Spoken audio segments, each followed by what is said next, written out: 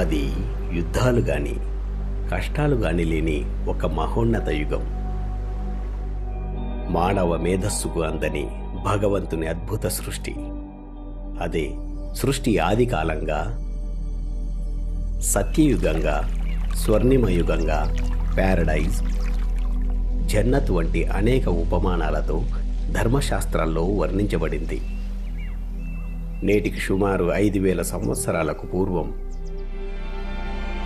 ఈ భారతదేశంలో ఆది సనాతన దేవతల రాజ్యం ఉండేది. ఈ పుడమిపై సంపూర్ణ సుఖం, శాంతి, పవిత్రత, ప్రేమ వంటి దివ్య గుణాలు పరిఢవిల్లేవి.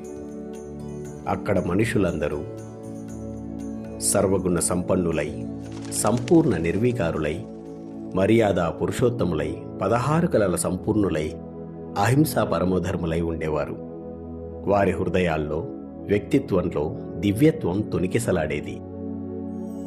అందువల్ల ప్రకృతి పంచతత్వాలు సైతం వారికి దాసివలే సేవలందించేవి.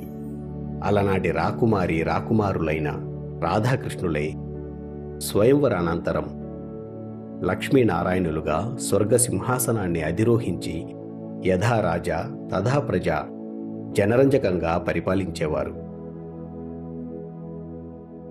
నదీ పరివాహాల్లో దేవతల మహళ్ళు సుశోభితమైన వాస్తుకళా చమత్కారంగా, ప్రకృతి మానవ నిర్మాణ కళల అద్భుత కలబోతగా ఉండేవి.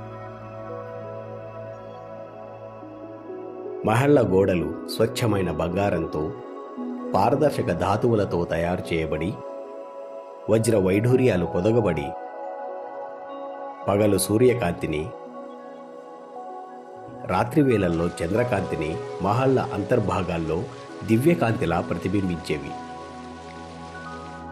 ఆ ప్రకాశం కేవలం సౌందర్యానికే కాక పవిత్రతకు నిదర్శనంగా ఉండేది. అక్కడి సతో ప్రధాన ప్రకృతిలో విశాలమైన పాన్పుల వలె పచ్చిక బయళ్ళు, వయ్యారంగా అల్లుకున్న లతలు, విరబూసిన సుగంధభరిత పుష్పాల తోటలు, విరగాసిన రసామృత ఫలాల తోటలు, అమృత తుల్యమైన స్వచ్ఛమైన నదీ ప్రవాహాలు, మహోన్నత శిఖరాగ్రాల నుండి జాలువారే జలపాతాలు, సుందర వనాలు, సాగర తీరాలు మనసుకెంతో హాయి గొలుపుతూ దేవతల విహార స్థలాలుగా కనువిందు చేసేవి. సత్యయుగంలో పశుపక్షాదులు, పులి, సింహం వంటి వన్యమృగాలు సైతం సతోప్రధానంగా ఉండి ఫలాలను, పుష్పాలనే సేవించేవి. అందువల్లే పరస్పరం వైరభావాలు లేకుండా కలిసిమెలిసి జీవించేవి. ఆవు, పులి ఒకే రేవులో కలిసి నీళ్లు త్రాగేవి. సత్యయుగంలో ప్రతి మానవుని జీవన విధానం ఆదర్శప్రాయంగా ఉండేది. బ్రహ్మ ముహూర్తంలో చిగురాకుల సవ్వడుల సంగీతంతో, పక్షుల కిలకిలా రావాలతో సహజంగా నిద్రలేచేవారు. స్నానఘట్టాల్లో దాసదాసీలు మంగళ స్నానాలు చేయించేవారు. సౌందర్య మందిరాల్లో నిలువెత్తు ఆభరణాలతో శృంగారించేవారు. వారి ఆభరణాలు సుతిమెత్తగా, దూది పిందెల వలె తేలికగా, ఆకర్షణీయమైన డిజైన్లలో ఉండేవి. పాఠశాలల్లో సంపూర్ణ వికాసం మరియు రాజ్యపాలన కొరకు రాజవిద్యను అభ్యసించేవారు. దేవతలకు ప్రకృతిపై, ఖగోళంపై సంపూర్ణ అవగాహన ఉండేది. దేవతల శరీరాలు సతోప్రధాన తత్వకణాలతో నిర్మితమైనందున జీవితకాలమంతా నిరోగ కంచనకాయలతో, సహజ సౌందర్యంతో అందరినీ ఆకర్షించేవారు. వారు సంపూర్ణ ఆత్మాభిమానులవడం వల్ల స్త్రీ పురుష భేదభావాలు లేకుండా ఆత్మిక గుణాలతో సంపన్నమై పూర్వజన్మల ప్రాలబ్ధాన్ని అనుభవిస్తున్నందువల్ల ఏ విషయంలోనూ ఇతరులపై ఆధారపడకుండా స్వతంత్రంగా, ఆకర్షణలకు లోను కాకుండా జీవించేవారు. సత్యయుగపు దేవతలలో కామక్రోధాది అరిషడ్వర్గాలకు తావులేనందున వారి మధ్యన ఏ రకమైన హింసలు, గొడవలు, యుద్ధాలు జరిగేవి కావు.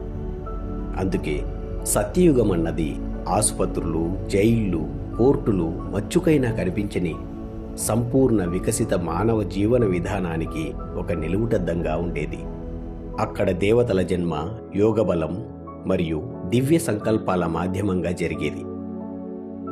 జన్మ తీసుకునే ఆత్మలు సంపూర్ణ పవిత్రంగా, సర్వశక్తుల సంపన్నంగా ఉన్న కారణంగా జన్మ స్వాభావికంగా ప్రకృతి మరియు ఆత్మల సామరస్య పరిణామంగా అత్యంత పవిత్రంగా, దివ్యంగా, సంతోషజనకంగా జరిగేది.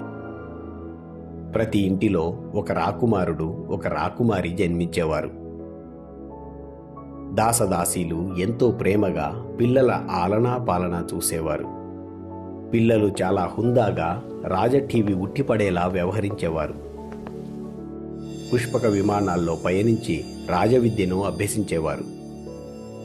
సునాయాసంగా గగన విహారం చేసేవారు.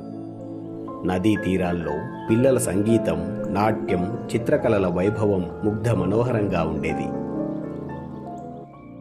సత్యయుగంలో జన్మే కాదు, మృత్యువు కూడా ఒక దివ్యమైన, భవ్యమైన వేడుకగా ఉండేది. దేవతలు సంపూర్ణ ఆయుర్దాయం జీవించి స్వేచ్ఛగా దేహత్యాగం చేసేవారు. దేహత్యాగానికి పూర్వమే వారి భవిష్య జన్మ ఎక్కడ, ఎలా ఉండబోతుందో స్పష్టంగా అవగతమయ్యేది. దేవతల అంతిమ సంస్కారం కొరకు విశేషమైన ఏర్పాట్లు ఉండేవి. అందులో అత్యంత పవిత్రంగా అగ్ని ప్రదానం చేసేవారు. సత్యయుగ దేవతలకు మనోరంజనం కోసం ప్రత్యేక సమయాన్ని కేటాయించి పరివార సహితంగా సతోప్రధాన ప్రకృతిలో విహరించడం అక్కడి ఆచారంగా ఉండేది. ఆస్ట్రేలియా వంటి భూభాగాలు సుందరమైన ప్రకృతి విహార స్థలాలుగా ఉండి దేవతలను అలరించేవి. విహారానికి దేవతలకు పుష్పక విమానాలు ఎల్లప్పుడూ అందుబాటులో ఉండేవి. సౌరశక్తి మరియు పరమాణు శక్తుల సంయుక్త పరిజ్ఞానంతో తయారు చేయబడి వాయువేగం కన్నా తీక్షణంగా సంకల్ప శక్తితో నడిచే పుష్పక విమానాలను పిల్లలు సైతం సునాయాసంగా నడపగలిగేవారు. ఇది కాల్పనికం కాదు. పుష్పక విమానాలు రకరకాల ఆకృతులలో అవసరానికి అనుగుణంగా రూపుదాల్చుతూ ఎంతగానో అలరించేవి. వానిలో ప్రయాణం చేసి సుందర వనాల్లో, నదీ పరివాహాల్లో ఆడుతూ పాడుతూ, జలపాతాల్లో స్నానమాడుతూ అందమైన పశుపక్షాదులతో ఆనందంగా గడిపేవారు. దేవతల భోజనం ముఖ్యంగా ఫలాలు, పుష్పాలతో కూడినదై ఉండేది. ప్రతి రుచికి కావాల్సిన పళ్ళు, పళ్ల తోటలు అందుబాటులో ఉండేవి. విరగాసిన పళ్ళ వృక్షాలు దేవతల కోసం వంగి పళ్లను అందించేవి. పిల్లలు, పెద్దలు అందరూ ఎంతో సునాయాసంగా వాటిని అలా అలా శుతిమెత్తగా నొక్కి పళ్ళరసాలను సేవించేవారు. అలా సత్యయుగ జీవన విధానం పారివారిక ప్రేమలకు నిదర్శనంగా ఉండేది. శాంతి మరియు సమృద్ధి బాహ్య జగతిలోనున్న సుఖ సాధనాల ద్వారా కాక ఆంతరిక పవిత్రత మరియు ఆత్మ సంతులనం ద్వారానే పొందగలమని మనకు సత్యయుగం సందేశమిస్తుంది. ఈ సమయంలో మనలో దైవీ గుణాలను, ఆదిమ సంస్కారాలను జాగృతం చేసుకున్నట్లయితే స్వర్ణిమయుగ పునఃస్థాపన తప్పక సంభవమవుతుంది. సత్యయుగం కేవలం గడిచిపోయిన కథ కాదు, కానీ మనందరి భవిష్య సుందర స్వప్నం. దీన్ని సాకారం చేయడం మనందరి గురుతర బాధ్యత. మరెన్నో సత్యయుగపు విశేషాలతో మళ్ళీ మీ ముందుకు వస్తాం. ఓం శాంతి.